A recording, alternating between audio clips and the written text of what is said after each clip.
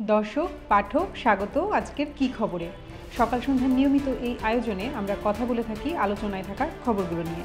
বার্তার পক্ষ থেকে আজ আপনাদের সঙ্গে আছি আমি শর্মিলা সিন্ড্রেলা।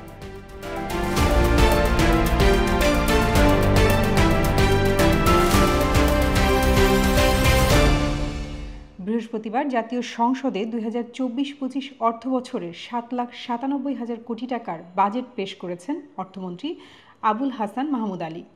প্রতিবারের মতো এবারও বাজেট পেশের পর দিন প্রতিক্রিয়া জানিয়েছে Centre for Policy Dialogue CPD. একই দিন সংবাদ সম্মেলন করেছেন অর্থমন্ত্রীও। সকাল সন্ধ্যার পাঠকদের জন্য বাজেটের নানা বিষয় সবিস্তারে তুলে ধরছিলেন আমাদের সহকর্মী আব্দুর রহিম হারমাছি। এই দুটি সংবাদ সম্মেলনেও নজর রেখেছিলেন তিনি। কি খবরে যুক্ত হচ্ছেন আমাদের সঙ্গে আব্দুর রহিম হারমাছি, আপনাকে স্বাগত। আপনাকে স্বাগত, দর্শকদেরও স্বাগত। অর্থমন্ত্রী কি জানালেন, বাজেটে আসলে কোন দিকে বেশি গুরুত্ব দেওয়া হয়েছে? মূলত অর্থমন্ত্রী যেটি বলেছেন, গতকাল উনি যে বাজেটটি উপস্থাপন করেছিলেন সেই বাজেটে আমাদের সামগ্রিকভাবে বাজেটের দুটো তো প্রধান দিক, একটি হচ্ছে জিডিপি প্রবৃদ্ধি আর একটি হচ্ছে মূল্যস্ফীতি। উনি স্পষ্টভাবে বলেছেন যে বাজেটে যে জিডিপি প্রবৃদ্ধির যে 6.75% লক্ষ্য ধরা হয়েছে সেটা তাদের কর্মকাণ্ড পরিচালিত ভালোভাবে হলে সেটা বাস্তবায়ন বা অর্জন করা সম্ভব হবে।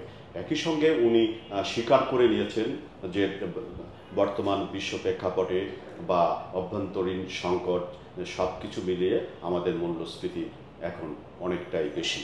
উনি বলেছেন যে মূল্যস্ফীতি এখন 9% উপরে, গড় মূল্যস্ফীতি 9.71%। সেই কারণে তাদের মাননীয় অর্থমন্ত্রীর ভাষায় যে তাদের বা তার বাজেটের অন্যতম প্রধান চ্যালেঞ্জ বা লক্ষ্য হচ্ছে মূল্যস্ফীতি কমিয়ে আনা। সেই কারণে তিনি কিভাবে কমিয়ে আনবেন সেটিও সংবাদ সম্মেলনে বলেছেন। যে মাননীয় অর্থমন্ত্রী বলেছেন যে বেশ কিছুদিন হলো, বিশেষ করে রাশিয়া ইউক্রেন যুদ্ধের পর বিশ্বের বিভিন্ন দেশের মতো বাংলাদেশের অর্থনীতিও একটি বড় ধরনের ধাক্কা খেয়েছে, একটি সংকট দেখা দিচ্ছে। সেই সংকট সামাল দেওয়ার জন্য সরকার যে কিচ্ছু সাধন, ওনার ভাষায় যেটা বলেছেন, সংকোচনমূলক নীতি কৌশল গ্রহণ করেছেন মূল্যস্ফীতি নিয়ন্ত্রণে বা কমানোর জন্য। এই যে সরকারের নেওয়া সংকোচনমূলক নীতি কৌশল সেটা আগামীতেও অব্যাহত রাখা হবে বলে জানিয়েছেন, এবং মূলত মূল্যস্ফীতি নিয়ন্ত্রণ বা মূল্যস্ফীতি কমানোর জন্যই এই সংকোচনমূলক নীতি কৌশলের কথা উনি বলেছেন। এদিকে আবার অর্থমন্ত্রী এটাও বলেছেন যে এই সংকোচনমূলক নীতিকৌশল নেওয়ার কারণে যেন কোনো অবস্থাতেই জিডিপি প্রবৃদ্ধি বাধাগ্রস্ত বা ক্ষতিগ্রস্ত না হয় সেদিকেও এই বাজেটে তীক্ষ্ণ দৃষ্টি রাখা হবে বা হয়েছে।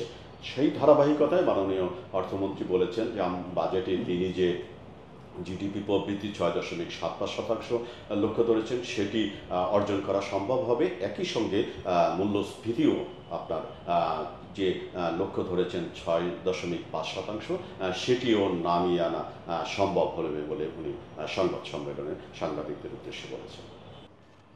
সিপিডি তাদের বাজেট প্রতিক্রিয়ায় কি বলেছে? মাননীয় অর্থমন্ত্রী তারা যেটা বলেছেন অনেকটা বিপরীত কথা বলেছে সিপিডির গবেষকরা বা সিপিডির কর্তা ব্যক্তিরা।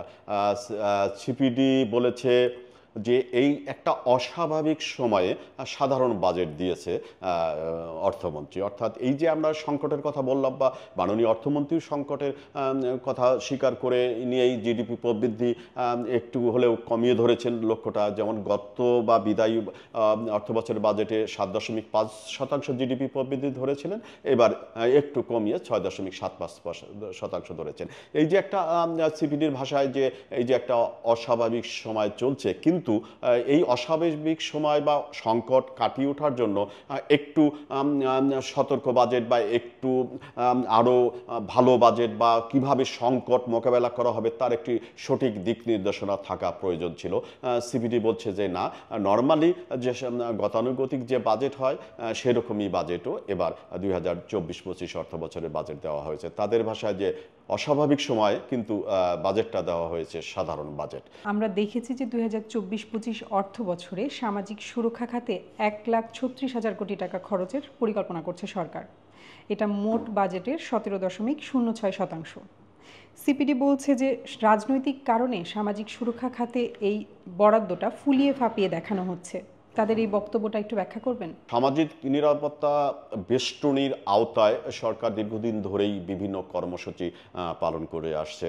আপনি জানেন যে এই যে আমরা বয়স্ক ভাতা, বিধবা ভাতা, তারপরে আপনার স্বামী পরিত্যক্ত ভাতা থেকে শুরু করে বিভিন্ন ভাতা সরকারের ওই সামাজিক নিরাপত্তা বেষ্টনীর আওতায় অনেকগুলো কর্মসূচি সরকারের আছে। এই দীর্ঘদিন ধরে ধারাবাহিকভাবে এই কর্মসূচি চলে আসছে।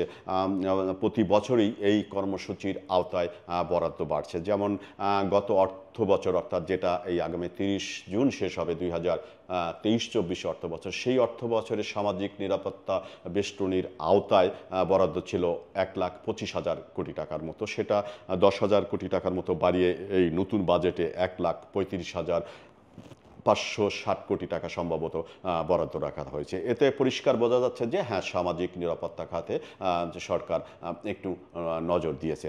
আর সেন্টার ফর পলিসি ডায়ালগের বক্তব্য হচ্ছে যে এই যে বিশাল অঙ্কের টাকা সামাজিক নিরাপত্তা খাতে রাখা হয়, সেইখানে সবগুলো যে এই টাকাটা সব সময় যে আপনার গরিব অসহায় মানুষের পায় বা গরিব অসহায় মানুষের বিভিন্ন কর্মসূচিতে ব্যবহার করা হয় তেমনটি না। তারা বলেছে যে এই অর্থ, অর্থাৎ সামাজিক নিরাপত্তা বেষ্টনীর জন্য বরাদ্দ রাখা অর্থ অনেক সময় পেনশন, সরকারি কর্মকর্তা কর্মচারীরা যে পেনশন পায় সেখানেও দেওয়া হয়ে থাকে। আবার তারা বলছে যে সঞ্চয়পত্রের যে সুদ, অর্থাৎ সঞ্চয়পত্রের যে সুদ পরিশোধ করে সরকার, সেইখানেও চলে যায়। এছাড়া অনেক কর্মসূচিতেও সরকার ব্যবহার করে। সেই কারণে সেন্টার ফর পলিসি ডায়ালগ যেটা বলার চেষ্টা করছে সেটা হচ্ছে যে সামাজিক নিরাপত্তা বেষ্টনীর আওতায় যে অর্থ বরাদ্দ থাকে সেই অর্থ তো অসহায় গরিব মানুষই পাওয়ার কথা। এর বাইরেও অন্য খাতেও এই অর্থ বরাদ্দ দেওয়া হচ্ছে, যেটা মানে বাজেটের যে কাঙ্ক্ষিত লক্ষ্য সেটা অনেকটাই পূরণ হচ্ছে না। বাজেট পরবর্তী যে সংবাদ সম্মেলন অর্থমন্ত্রী করলেন, সেখানে প্রবৃদ্ধি অর্জনের কৌশল নিয়ে তিনি কি বলেছেন? না, অর্থমন্ত্রী বলেছেন যে হ্যাঁ, এটা ঠিক যে আমরা যে সংকোচনমূলক নীতি কৌশল নিয়েছি, সেই সংকোচনমূলক নীতি কৌশল আরও কিছুদিন অব্যাহত থাকবে। এই পরিস্থিতিতে আপনার দাঁড়িয়ে জিডিপি প্রবৃদ্ধি যেন আমরা যেটা লক্ষ্য ধরেছি সেটা যেন বাস্তবায়ন হয়, সেদিকে আমাদের তীক্ষ্ণ দৃষ্টি থাকবে বা তীক্ষ্ণ নজর থাকবে। উনি বলেছেন কৃষি খাত থেকে শুরু করে সেবা খাত, রপ্তানি খাত, এই খাতগুলো যেন আরও ভালোভাবে কর্মকাণ্ড পরিচালিত করতে পারে। এই খাতে থেকে যেন আরও প্রতিটি খাতেই যেন গ্রোথ হয়, সেই জন্য বাজেটে নীতি সহায়তা দেওয়া হয়েছে। এই পরিস্থিতিতে দাঁড়িয়ে যদি সঠিকভাবে যে বাজেটে যে সমস্ত কর্মসূচি নেওয়া হয়েছে সেটা যদি ভালোভাবে বাস্তবায়ন করা যায়, বৈশ্বিক পরিস্থিতিটাও যদি একটু অনুকূলে আসে, তাহলে অবশ্যই অর্থমন্ত্রী যে টার্গেট ধরেছেন জিডিপি প্রবৃদ্ধি, সেটা অর্জন করা সম্ভব হবে বলে তিনি আশার কথা শুনিয়েছেন। আব্দুর রহিম হারমাছি, আপনাকে ধন্যবাদ। আপনাকেও ধন্যবাদ, দর্শকদেরও ধন্যবাদ। বাজেট নিয়ে বিশেষ আয়োজনের পাশাপাশি ভারতের নির্বাচন পরবর্তী খবর এবং খেলা নিয়ে নানা খবর প্রকাশ করছি আমরা। ফেসবুক, ইউটিউব ও এক্স হ্যান্ডেলে আমরা আছি নতুন কন্টেন্ট নিয়ে। সকাল সন্ধ্যার সঙ্গেই থাকুন।